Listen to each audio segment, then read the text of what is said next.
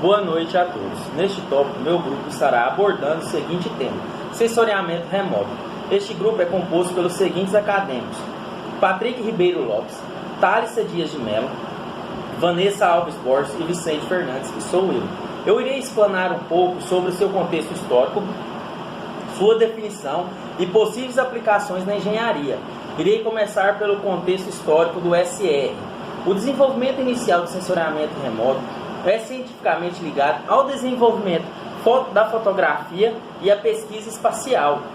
As fotografias aéreas foram o primeiro produto de sensoriamento remoto a ser utilizado. Tanto assim que a fotogrametria e a fotointerpretação são termos muito anteriores ao termo sensoriamento remoto propriamente dito. A primeira fotografia de que se tem notícia foi obtida por Daguerre e Niepce em 1839 e já em 1840, e o seu uso estava sendo recomendado para levantamentos topográficos. O desenvolvimento nessa direção foi tão rápido que já em 1858 o Corpo de Engenharia da França estava utilizando fotografias tomadas a partir de balões para o mapeamento topográfico de amplas áreas do território francês.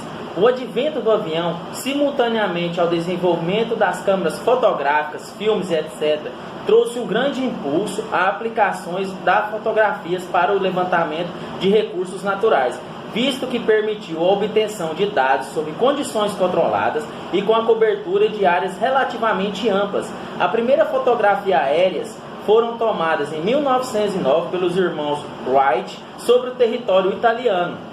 As fotografias aéreas coloridas se tornaram disponíveis a partir de 1930. Nessa mesma época já havia iniciado os estudos para a produção de filmes sensíveis à radiação infravermelha. Com o início da Segunda Guerra, começaram estudos sobre o processo de interação da radiação nessas faixas de espectro com objetos, com a finalidade de utilizar filmes infravermelhos para detecção de camuflagem. Em 1956 foram iniciadas as primeiras aplicações sistemáticas da fotografia aérea com fonte de informações para o mapeamento de formações vegetais nos Estados Unidos da América.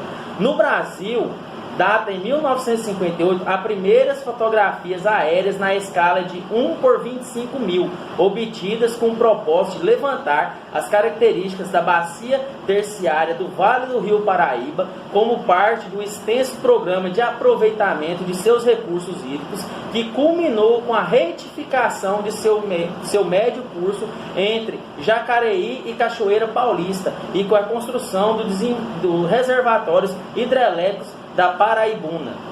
Agora eu vou falar um pouco sobre a definição do sensoriamento remoto. É a tecnologia que permite obter imagens e outros tipos de dados da superfície terrestre por meio da captação e dos registros de energia refletida ou emitida pela superfície.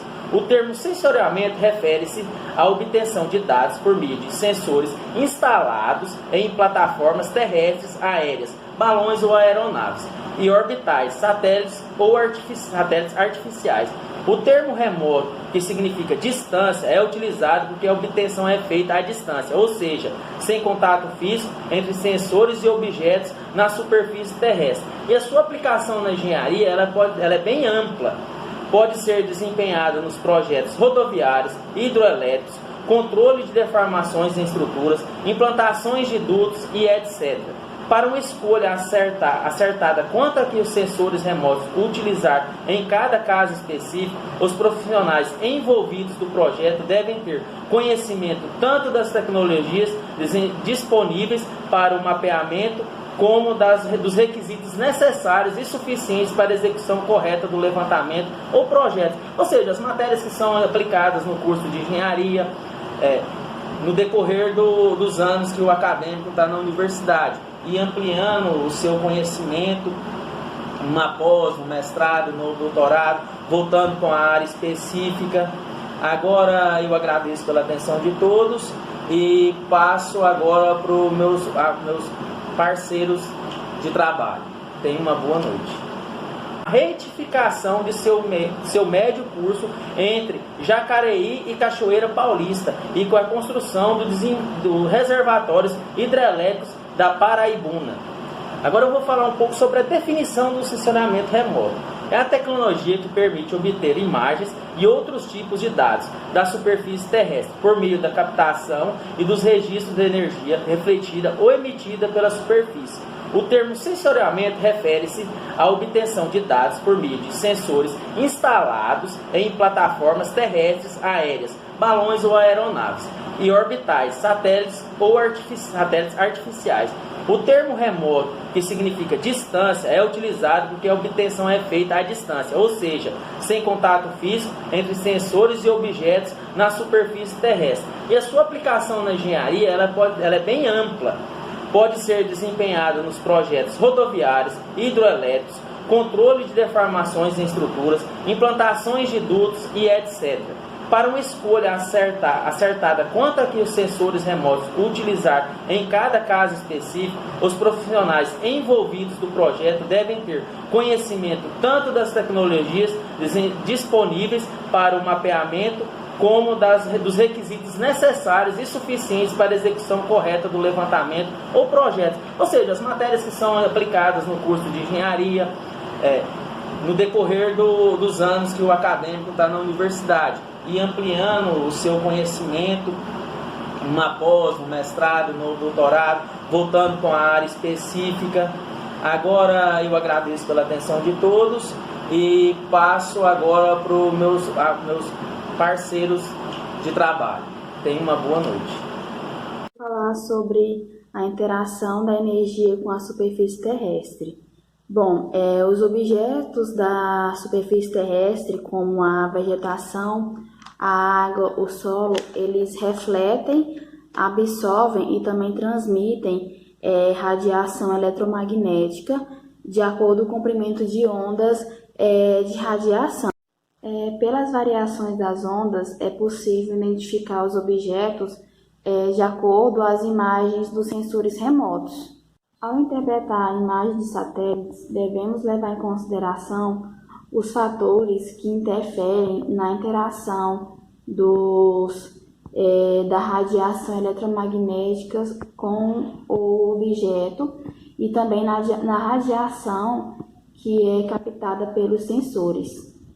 Eu irei falar agora sobre os principais fatores que interferem no comportamento espectral dos objetos. Temos o nível de aquisição de dados. Esse nível de aquisição de dados ele é feito de acordo com a altitude da plataforma.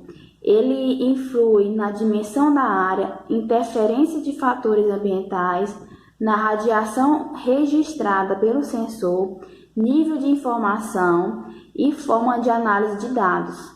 Há também as condições intrínsecas do alvo, ou seja, a sua própria natureza, como por exemplo a água em estado líquido ou sólido, a biomassa e também o vigor das culturas. A atmosfera, de acordo com o comprimento da onda, a radiação eletromagnética pode ser absorvida, refletida ou espalhada pelas constituintes da atmosfera, como os gases e a poeira.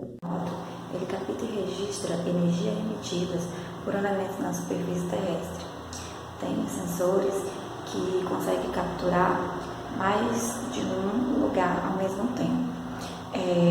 O olho humano, por exemplo, ele consegue ver somente energia visível e consegue enxergar só luz. O radar, hoje em dia, por ele possuir energia própria na sua camada de micro-ondas, eles conseguem capturar imagens tanto de dia quanto de noite, independente do período, se seja chuva ou sol, se esteja nublado ou não. Os sensores ópticos, eles é tipo a câmera fotográfica. De dia ela captura muito bem, à noite ela precisa de luz, ou refletor, ou flash, independente. Então os sensores ópticos, eles captam através da luz. E o radar artificial é tipo transmissão de rádio e TV. Ele emite um sinal para um determinado elemento e captura o sinal que esse elemento vai emitir para ele novamente. Exemplo de tudo isso no Brasil, em 1971 e 1972, um avião com 11 mil metros de altura, ele capturou imagens de parte do Brasil, Amazônia, parte da Bahia, Espírito Santo, Minas Gerais, e em 75 e 76 ele capturou o restante do Brasil. E isso serviu para estudos, essas imagens, né? Hoje em dia já tem uma forma melhor, né, que são os ataques que são enviados por satélites, no caso dos Estados Unidos, que enviou, por exemplo, um satélite com 10 radares. Então isso facilita muito, porque é imagens com mais qualidade, mais precisão. Bom, falando um pouco sobre a resolução espacial, nada mais é do que a capacidade que cada sensor tem de discriminar objetos em função do seu tamanho. Os sensores atuais estão sendo instalados em plataformas orbitais e a sua resolução pode variar de 50 centímetros até 1 quilômetro. Em uma imagem de satélite com a resolução de 1 metro, por exemplo, você pode identificar casas, pode identificar árvores, mas não em grande escala, não em grande quantidade. Já se você aumentar essa resolução para 30 metros, por exemplo, você só não enxerga algumas casas e algumas árvores.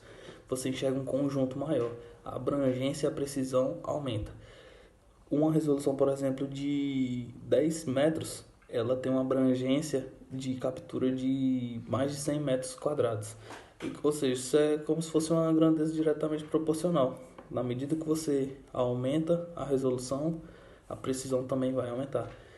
Temos 3 tipos de resolução, que é a resolução espectral, resolução radiométrica e resolução temporal. Na resolução espectral, nada mais é do que a capacidade que o sensor tem de discriminar os objetos em função da sua sensibilidade espectral. Ou seja, o que é isso? O que pode significar isso? Quanto menor, quanto mais estreita for a faixa de captação, maior vai ser as energias refletidas pelo objeto capturado. Na resolução radiométrica, elas